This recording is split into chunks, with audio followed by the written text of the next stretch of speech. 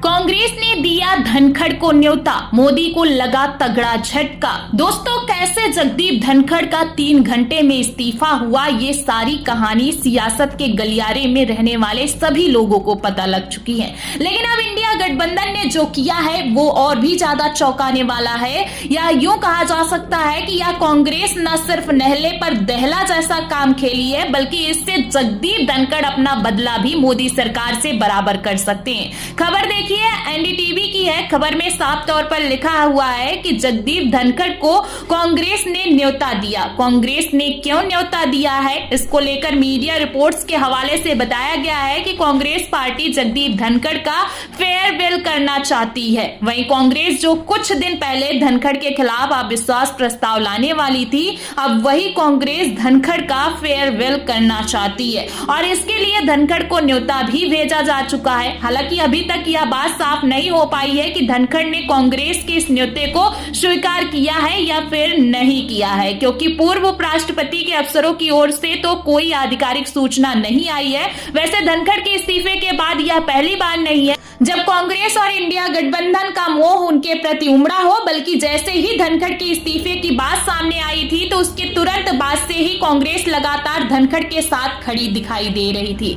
दोस्तों, जिस दिन धनखड़ ने इस्तीफा दिया उसी दिन जयराम रमेश ने इस्तीफे पर हैरत जताई। फिर प्रधानमंत्री मोदी से यहां तक अपील कर डाली कि धनखड़ को मनाकर वापस ले आए। लेकिन क्योंकि धनखड़ और मोदी और उनके मंत्रियों के बीच खाई इतनी ज्यादा गहरी हो चुकी थी कि वापसी की कोई भी उम्मीद नहीं थी, लेकिन कांग्रेस ने अपनी तरफ से कोई कोर कसर नहीं छोड़ी। और एक और जहां कांग्रेस ने न सिर्फ धनखड़ को विपक्ष की ओर से फेयरवेल का न्योता भेजा है, बल्कि सदन में भी इस बात को बहुत ही जोर शोर से उठाया है कि उपराष्ट्रपति की सम्मान पूर्वक विदाई होनी चाहिए।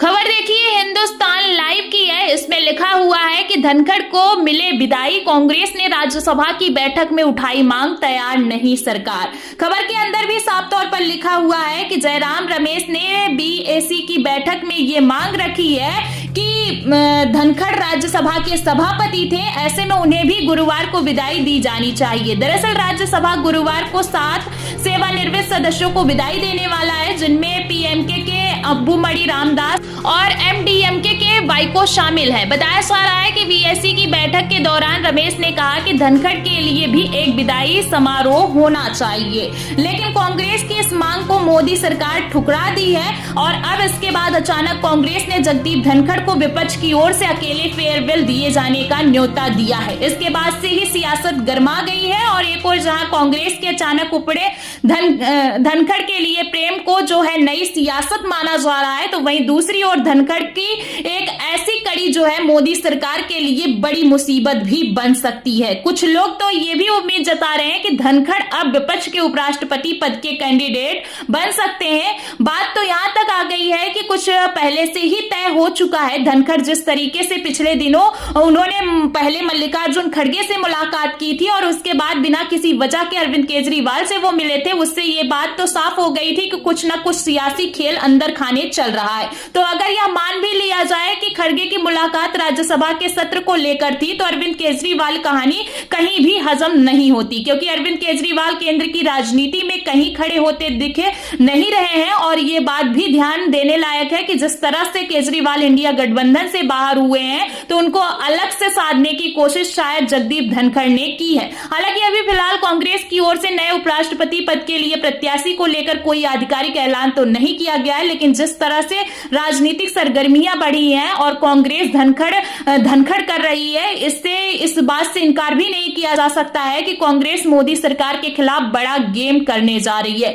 लेकिन इस बीच एक बड़ा सवाल यह भी है कि क्या सच में विपक्ष धनखड़ पर दांव खेल सकता है? तो जवाब यह है कि सियासत है, यहां पर कुछ भी हो सकता है। वैसे भी पुरानी कहावत है कि राजनीति में दुश्मन के दुश्मन दोस्त ही होते हैं। कांग्रेस से जगदीप धनखड़ प्रत्याशी होंगे, इस बात से इनकार भी नहीं किया जा सकता। वैसे भी कांग्रेस के लिए धनखड़ से बड़ा गेम प्लान उपराष्ट्रपति पद के लिए और कुछ भी हो भी नहीं सकता, क्योंकि धनखड़ ही वो नेता है जो न सिर्फ एनडीए के घटक दलों को साथ ला सकते हैं, बल्कि वह बीजेपी में सेंधमारी भी कर सकते हैं, क्योंकि बीजेपी में बहुत से ऐसे लोग हैं जो पूरी तरह से मोदी लॉबी के साथ नहीं है। इसका सीधा फायदा धनखड़ को मिल सकता है और मौजूदा समय में लोकसभा और विधानसभा की स्थिति ऐसी है कि कोई ऐसा ही कांग्रेस और इंडिया गठबंधन का प्रत्याशी चुनाव जीत सकता है जो न सिर्फ एनडीए के घटक दलों को अपने पक्ष में गिरा सके बल्कि सीधे सीधे बीजेपी में सेंधमारी कर सकते। इसमें धनखड़ से अच्छा प्रत्याशी फिलहाल इंडिया गठबंधन को तो मिलने वाला नहीं है। वहीं अगर आंकड़ों की बात करें तो मौजूदा समय में एनडीए के पास लोकसभा में 293 और राज्यसभा में 134 सांसद हैं।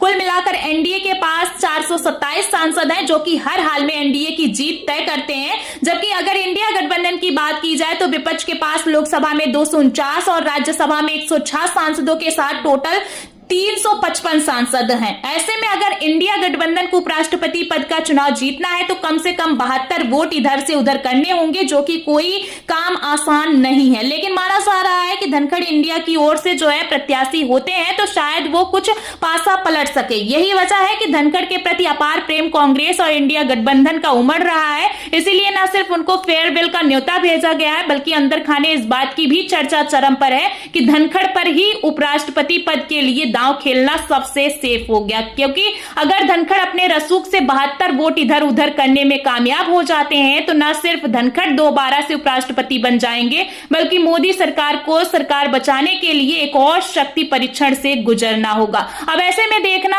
यह है कि क्या सच में कांग्रेस धनखड़ को इंडिया गठबंधन के लिए उपराष्ट्रपति पद का कैंडिडेट बनाती है या फिर नहीं। सवाल यह भी है कि जो न्योता पूर्व उपराष्ट्रपति जगदीप धनखड़ को भेजा गया है वो सिर्फ फेयरवेल तक सीमित नहीं है या फिर उसी फेयरवेल के बहाने धनखड़ से बातचीत और मोदी सरकार के खिलाफ एक बड़ा मकड़जाल बनाने की कोशिश की जा रही है।